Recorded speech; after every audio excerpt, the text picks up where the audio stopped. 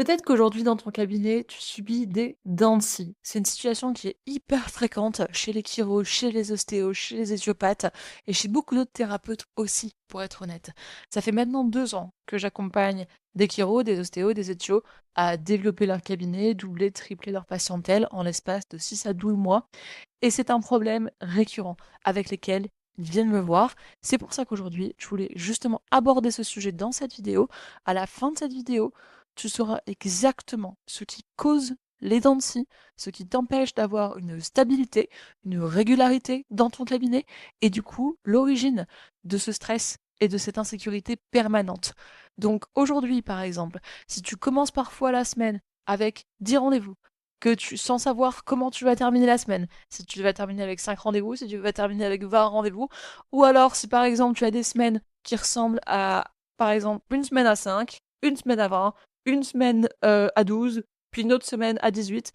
Cette vidéo, elle est vraiment faite pour toi. On va aller vraiment essayer de comprendre qu'est-ce qui cause tout ça et donner des solutions concrètes pour pouvoir justement créer une forme de régularité, de stabilité qui du coup te crée aussi une stabilité à l'intérieur émotionnelle et arrêter de ressentir tout ce stress et cette pression. Si tu suis un petit peu tout ce que je fais, tu sais très bien que pour moi, tout repose sur un bon système, un système solide. En fait, peu importe ce que tu fais dans ta vie, s'il n'y a pas une structure solide derrière, ça ne va pas tenir.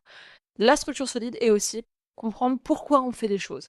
C'est vraiment 2 éléments essentiels. Si tu ne comprends pas pourquoi tu dois mettre quelque chose en place, et qu'en plus de ça, il n'y a pas une structure solide pour soutenir une nouvelle habitude ou un nouveau truc dans ta vie, ça tiendra jamais. Il faut que tu comprennes pourquoi tu mets en place les choses, comment le faire, évidemment, et ensuite que tu systématises ça. Pourquoi? Parce qu'en fait, sans système, ça veut dire que tout repose sur ton énergie. Quand tu as un système, les choses et les résultats reposent sur le système et pas sur ton énergie. Ce qui fait que du coup, c'est pour ça que tu vois, il y a beaucoup de mes élèves, par exemple, quand ils passent dans l'accompagnement et que du coup, je leur apprends toutes mes procédures de cabinet, il y en a énormément qui me disent, au bout de 6 mois, au bout d'un an, purée, c'est dingue, je suis passé d'un cabinet super énergivore à un cabinet rempli. Donc en théorie, tu te dis, ok, plus de volume égale plus de fatigue, plus de patients égale plus de fatigue, mais en fait, pas du tout. Parce que quand c'est bien organisé, bien structuré, et qu'en fait, les résultats sont nourris et reposent sur le système et pas juste sur toi, ton énergie, ben en fait, le système te redonne de l'énergie. C'est ça qui se passe, plutôt qu'il t'en prenne. En fait, très souvent, quand on est crevé, c'est qu'en fait, on a un manque de structure, il y a beaucoup de flou, il y a beaucoup d'incertitudes. Et pour ton système nerveux, ça, c'est super angoissant. Parce que le système nerveux, pour le rassurer, donc c'est-à-dire, en fait, enfin, je veux dire, si t'es chiro ou ostéo, tu vas savoir de quoi je parle. T'as appris à l'école le système nerveux parasympathique, le système nerveux sympathique. Bon, bah voilà, quand t'es en sympathique, t'es stressé, t'es pas bien, tu dors pas bien, t'as tout le temps des pensées dans ta tête et tout ça. Ça, très souvent, c'est pas uniquement dû à un manque de patience ou à un manque d'argent. En fait, c'est dû à un manque de régularité, à un manque de stabilité et un manque de prévisibilité. En fait, ton système nerveux autonome, c'est comme un enfant. Tu vois, c'est vraiment la partie hyper. Comment dire, c'est pas, on parle pas du cortex, on parle pas de tout ce qui est cognitif, raisonnement et tout. Là, on parle d'un truc hyper viscéral qui contrôle tes réactions à ta place, tu vois. Donc, le système nerveux autonome, il porte bien son nom, autonome, il est là pour te faire survivre. Donc, basiquement, tu prends un enfant de 5 ans, qu'est-ce qu'il faut pour un enfant de 5 ans pour se sentir safe, en sécurité? Des heures de coucher régulières, des heures de manger réguliers, une routine, une structure. Et bah toi, c'est pareil. Et si t'as pas ça en fait dans ta vie, ça va être compliqué de se sentir en sécurité dans ton cabinet. Donc déjà, pour créer la régularité, il y a plein de techniques qu'on va pas aborder aujourd'hui dans cette vidéo, sinon la vidéo en elle-même, elle durerait 4 heures, et tu sais déjà que j'aime bien beaucoup parler, donc on va essayer de rester concis. Mais ça, c'est la première chose vraiment à comprendre. C'est que tu n'es pas stressé parce que tu n'as pas assez d'argent ou pas assez de patients. En fait, c'est parce que tu ne sais pas comment faire. Donc, ce flou crée des peurs, et les peurs, c'est l'activation du système nerveux sympathique. Ok? Ensuite, ce qui va l'activer, comme on a dit, c'est le manque de prévisibilité. Ton cerveau, il a besoin de pouvoir se raccrocher au fait de, d'accord, demain, ça va se passer comme ça. Après-demain, ça va se passer comme ça. Puis après, il y a le week-end. Puis après, il y a l'autre semaine qui recommence. Puis après, il y a le mois prochain. Et en fait, en se projetant, Pareil, tu vois, par exemple, tu sais qu'en hiver, il va faire froid. Tu sais qu'en été, il va faire chaud. Enfin, en fait, c'est des choses comme ça. Imagine d'un coup, par exemple, c'est le bordel dans les saisons. Puis en fait, t'arrives de neiger en plein été, puis après, il fait. Enfin, en fait, il y a rien qui est prévisible. Tu crois que, en fait, ton niveau d'angoisse et d'anxiété, il va être comment? Bah, il va être aussi élevé que le plafond, tu vois. Parce qu'en fait, c'est ça. Quand il n'y a pas de prévisibilité, que tu peux pas, que tu t'as rien auquel te raccrocher dans le futur, c'est hyper angoissant. Donc, pareil, un flou, comme on l'a déjà dit. Donc, un flou, c'est l'opposé de la structure. Une structure claire et structurée, du coup, c'est du flou. Ça, c'est angoissant. C'est pareil pour un enfant. Des limites floues, par exemple, c'est angoissant. Bon, bah voilà. Donc là, tu comprends déjà, en fait, l'origine du stress que tu peux ressentir au quotidien. C'est super important, en vrai, de capter ça déjà. Qu'il y a vraiment une partie physiologique et de comprendre pourquoi ça se passe. Déjà, ça apaise parce que ça t'apporte de la clarté sur peut-être une situation où tu te disais jusqu'à maintenant, putain, c'est pas normal, je ressens ça et tout machin, les autres ils ont l'air d'aller bien. Non, t'inquiète pas, je te rassure, les autres ils vont pas mieux que toi, c'est juste qu'ils en parlent pas, parce qu'ils ont honte. Très souvent, c'est à cause de ça. Voilà. Donc, c'était déjà une chose importante. Maintenant, on va rentrer un petit peu plus dans le côté pratique. Qu'est-ce que c'est vraiment un bon système en cabinet? En fait, un bon système, c'est très simple. Comme disent souvent mes élèves, une fois qu'ils ont passé les premières semaines en programme, même les premiers mois, on va dire, ils me disent souvent, mais en fait, remplir un cabinet, c'est pas si compliqué que ça. Et je leur dis, non, non, c'est pas du tout si compliqué que ça, en fait. C'est tes peurs qui te font une montagne d'un truc, mais en fait, quand tu appliques ce qu'on te dit et qu'on te donne un système qui fonctionne, une structure qui fonctionne, bah tout de suite, tout devient plus simple.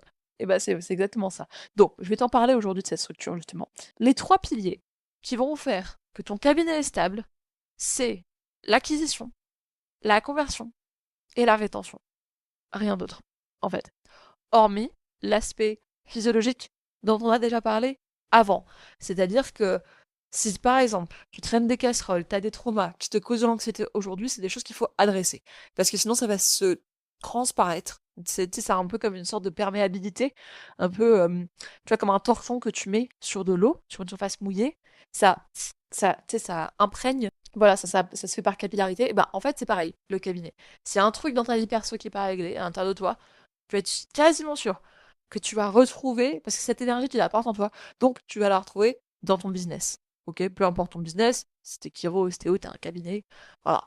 Mais un autre business, ça pourrait être pareil. Donc voilà, admettons, regarde, un exemple hyper concret qui me vient. Si par exemple, tu vois, t'as été trahi ou quoi que ce soit dans le passé, donc t'as eu, par exemple, voilà, on peut prendre peut-être deux exemples pour que tu captes mieux. Mais déjà, là, le truc de la trahison, c'est un bon thème en vrai. Parce que, en fait, pour performer dans le business, ça implique de faire confiance aux gens. Mais pour faire confiance, il faut déjà se sentir en sécurité à l'intérieur, tu vois. Donc, on vient sur le même thème. Si tu te sens pas en sécurité parce que tu as l'impression que tout le monde va te trahir, tu auras beaucoup de mal à recruter, tu auras beaucoup de mal à déléguer, tu auras beaucoup de mal à faire confiance à tes patients ou tes clients, peu importe comment tu les appelles. Mais voilà, tu comprends. Et en fait, ça va te mettre des bâtons dans les roues monumental. Monumentaux? Bref, t'as pigé. Voilà, par exemple. Autre exemple, si par exemple, tu vois, j'avais une élève, son problème, c'est qu'elle se projetait pas dans le futur. Alors, on n'a pas été creusé pourquoi. Donc, je lui ai déjà donné le numéro d'une psy qui est incroyable, avec qui elle fait de l'EMDR et tout ça, pour régler ces choses-là, donc c'est super. Donc, il n'y avait pas lieu de creuser ça avec moi. Mais tu vois, en fait, forcément, elle avait des problèmes de rétention. Donc la rétention, c'est après la conversion. Il faut peut-être que je définisse ces termes d'ailleurs, pour que tu les comprennes bien. L'acquisition, ça correspond à créer un flux stable et régulier de nouveaux patients. D'accord? L'acquisition, c'est juste tes nouveaux patients, les gens que tu ne connais pas encore, qui prennent rendez-vous avec toi pour la première fois dans le cabinet. D'accord? Donc là, par exemple, les nouveaux patients, il y a une question de quantité et une question de qualité. La quantité, donc par exemple, si tu as. Moi, je considère qu'une bonne acquisition, c'est, allez, en minimum. Je sais pas, si tu tournes déjà, en fait, 4, 5, 6 nouveaux rendez-vous par semaine, c'est déjà, en fait, largement suffisant. Si ton cabinet n'est pas rempli et que tu as entre 4 et 6 nouveaux patients par semaine, on n'est pas sur un problème d'acquisition. Probablement pas. À moins que ce soit vraiment des personnes qui matchent pas du tout avec ton message, ta transformation et ce que tu fais. Auquel cas, on est sur un problème de qualité dans l'acquisition, mais certainement pas de quantité. Et c'est pour ça que je répète ça, en fait, parce que beaucoup de coachs vont te dire, des coachs qui ne connaissent rien, évidemment, parce qu'ils ne sont pas thérapeutes, et même ceux qui sont thérapeutes, je sais qu'il y a un ostéo, par exemple, qui te dit, oh, je te garantis 5 à 10 nouveaux rendez-vous avec les Google Ads chaque semaine. 10 rendez-vous par semaine, gros, c'est beaucoup trop. Et le pire, c'est que ça va masquer en fait un problème beaucoup plus profond, qui est un problème de structure du cabinet. Donc de conversion, de rétention et d'optimisation surtout de l'agenda, du planning, tout ça. Tout ça, évidemment, il n'en parle pas, lui. Lui, c'est juste Google Ads, il te faut plus de nouveaux patients. Enfin, c'est hyper primaire comme manière de raisonner. Mais ça, c'est des gens qui vont pas penser plus loin que le bout de leur nez, tu vois. Donc, si tu as envie de te faire coacher par ces gens-là, bah écoute, je t'en prie, vas-y. Mais après, faut pas se plaindre de pourquoi en fait ton cabinet ne marche pas. Moi, j'ai plein d'élèves qui sont passés par des gens comme ça avant, par des programmes pareils qui leur promettaient des nouveaux patients, plein de rendez-vous, tout ça, machin. Non, souvent, on n'est pas sur un problème de quantité d'acquisition. Le problème de quantité, de toute façon, va toujours naître un problème de qualité. Donc, une acquisition de qualité, c'est des patients qui savent exactement comment tu bosses, ce que tu fais et qui ont envie de travailler avec toi. Donc, il n'y a pas de friction au moment où tu déroules des process, c'est-à-dire, par exemple, première visite, compte rendu, qui peuvent être faits soit en 2 séances différentes, soit en une seule séance. À l'issue du compte rendu, tu proposes tes recommandations de soins, donc tes suivis, ton plan, en fait, ton parcours de soins, comme je l'appelle, qui est du coup cohérent avec ta profession, avec le patient, avec la recherche, voilà, logique, et qui consistera toujours en plusieurs suivis, une réévaluation, plusieurs suivis, une réévaluation. Parce que c'est normal de réévaluer son patient, mais c'est pas normal de réévaluer à chaque séance. Parce que sinon, ça veut dire qu'il y a un truc qui est pas bien fait au niveau de l'anamnèse et de l'examen clinique. Et du coup, de la construction du plan, grosso modo. Tu fais de la recherche. J'ai fait une vidéo déjà sur les suivis qui est assez extensive, exhaustive sur le sujet, où je te cite au moins 5-6 recherches méta-analyse et RCT différents. Donc va la voir, elle est disponible sur YouTube. Voilà. Donc, et ensuite, donc ça c'est la conversion. C'est les gens qui acceptent tes recommandations de soins, qui comprennent que tu n'as pas besoin de forcer, et voilà, qui trouvent ça parfaitement logique en fait de revenir pour les suivis pour régler la problématique avec laquelle ils sont venus te voir. D'accord. Ensuite, la rétention, c'est on passe à un autre stade. Là, on rentre plus dans l'aspect prévention. Donc, c'est les gens, par exemple, que tu vois une fois par mois ou une fois tous les 3 mois, qui ont plus la symptomatique initiale, mais qui viennent te voir justement pour ne pas que ça revienne, ou alors carrément pour optimiser leur corps, leur performance, peu importe. Voilà, pour rester à un niveau de santé vraiment bien, où ils sont bien dans leur corps et tout. Voilà. Donc, ce sont les 3 piliers fondamentaux d'un cabinet qui fonctionne. Et je répète, à aucun moment on ne force qui que ce soit à venir nous voir. Il n'y a pas de méthode coercive ou quoi que ce soit. Enfin, moi, c'est pas du tout ce que j'enseigne. Je suis pas partisan de ces trucs-là. J'aime pas ça. J'aimerais pas qu'on me le fasse. Alors, on m'a toujours élevé avec le principe de fais pas aux autres ce que t'aimerais pas qu'on te fasse, donc je ne le fais pas aux autres. Voilà. Logique. Bon, maintenant qu'on a mis les bases sur ces 3 piliers-là, je peux repartir du coup sur mon histoire de mon élève qui, elle, ne se projetait pas dans le futur. Pourquoi du coup elle a un problème de rétention? Parce que maintenant tu comprends, la rétention c'est le 3e pilier, c'est quand tu crées une relation long terme avec les gens. Donc forcément, dans ton passé, s'il y a eu des choses qui ont posé problème à ce niveau-là, dans la confiance en les gens, créer des relations avec eux, tous les trucs d'être abandonné, tout ça, enfin bref, être délaissé, tout ça, bah forcément, te projeter dans le futur, c'est compliqué. Et créer des relations long terme, c'est compliqué. Donc évidemment, les problèmes qu'elle a rencontrés dans le personnel, ça se manifestait aussi dans la vie professionnelle. Et du coup, bah forcément, quand on se projette pas à plus de 3 mois, c'est compliqué, forcément, d'avoir une bonne rétention. Ça, c'est juste, en fait, 2 exemples que je t'ai cités qui sont hyper précis. C'est pas du tout des choses qui s'appliquent à tout le monde, mais en fait, c'est pour plutôt t'illustrer que tu as la partie process, donc le système, comme je viens de te l'expliquer, avec dans le système, bah, voilà, tous les scripts, le site internet, enfin plein de trucs pratico-pratiques à mettre en place. Et puis tu as bien sûr la partie intérieure, l'être humain, en fait, au centre du système, tu vois, qui est le noyau de l'atome, en fait.